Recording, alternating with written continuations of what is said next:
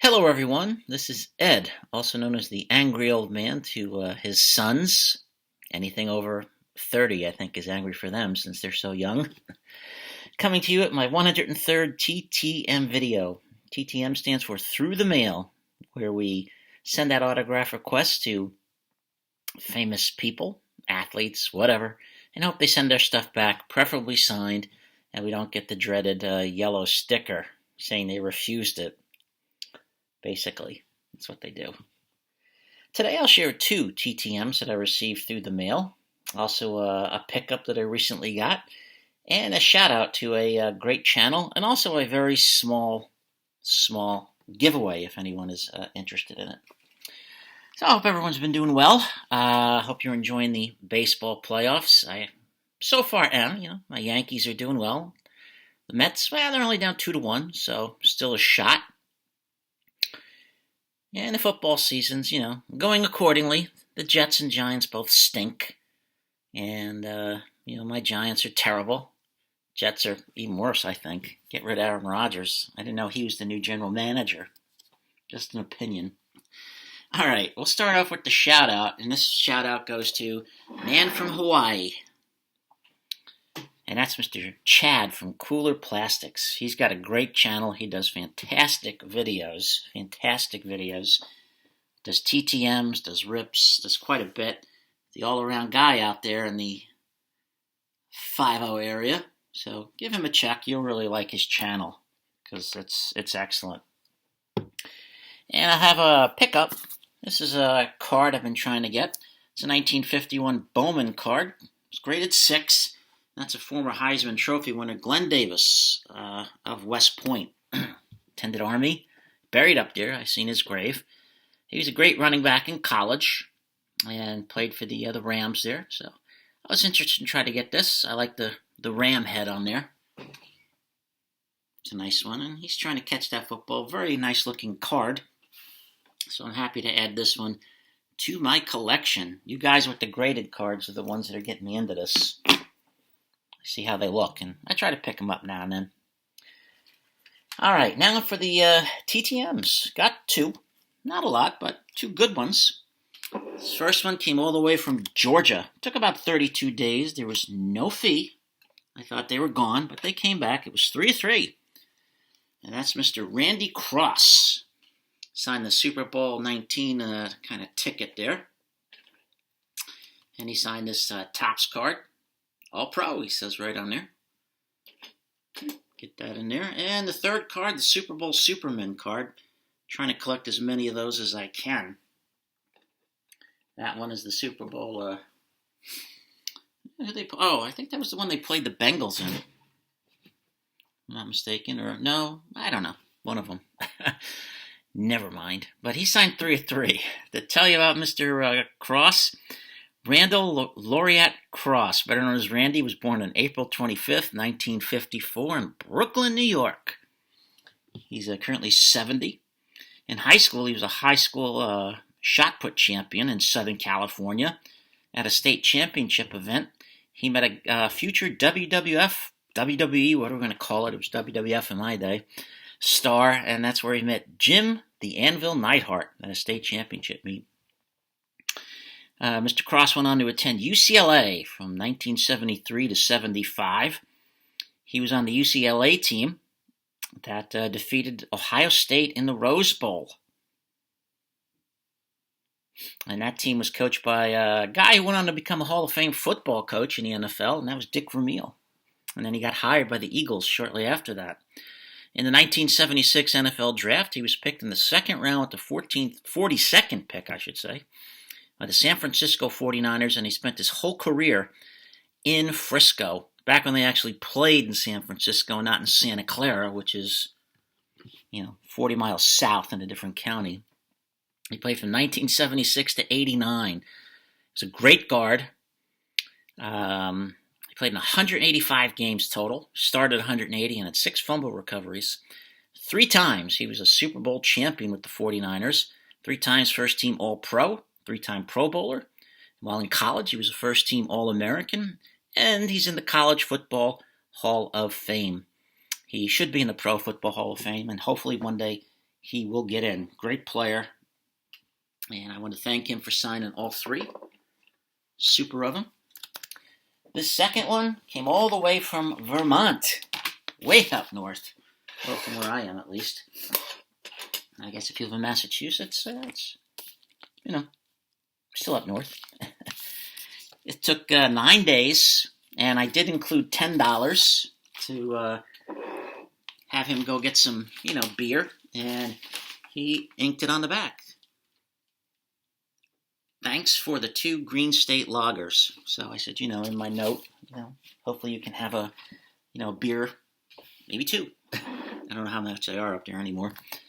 But he signed an 8x10 photo. He was nice enough to include an inscription that I asked for. That's the one and only Bill Spaceman Lee. There he is. Don't pitch. 1975 AL Champs is what I asked for. He signed his name, Spaceman as well. And, of course, Earth 2024. I like to send money, especially to a guy who usually signs for free most of the time, and sending something that big. A little bit about him. William Francis Lee III. Bill, or as he was nicknamed by teammate John Kennedy, not the president, Spaceman. Born December 28th, 1946 in beautiful Burbank, California.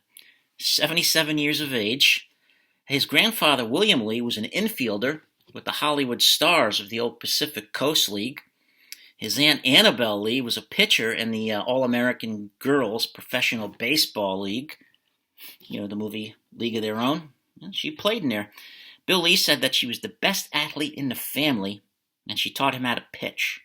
He attended USC, University of Southern California, and he was on the 1968 College World Series winning team. In the 68 MLB draft, he was picked in the 22nd round by the Boston Red Sox. He played his career from 1969 to 82, mostly with the Red Sox, and then finished up with the Montreal Expos.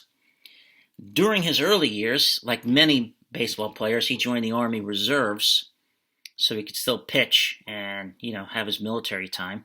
He served in the Army Reserves for 6 years during the Vietnam War. One of his jobs was to process the dead soldiers from the New England area and have to inform their families. In the 1975 World Series, he left both games 2 and 7 with the Red Sox leading, but Red Sox unfortunately lost both those games. He was the guy who threw the eephus pitch. That was his one of his favorite pitches to Tony Perez, who drilled it into, I think, the Roxbury section of Boston. He hit that thing pretty good. On May 20th, 1976, he'd injured his shoulder after a Yankees-Red Sox brawl, and this is what really started the Yankee-Red Sox rivalry that night in Yankee Stadium when Lou Piniella slid into Carlton Fisk, who was blocking a plate. He was thrown to the ground during the fight by Greg Nettles and injured his shoulder. It was a few weeks before that, Bill Lee made a comment about the Yankees, saying that it was after, a fight. He said or a game, they played like or fought like New York hookers. And Greg Nettles, after Bill Lee hurt his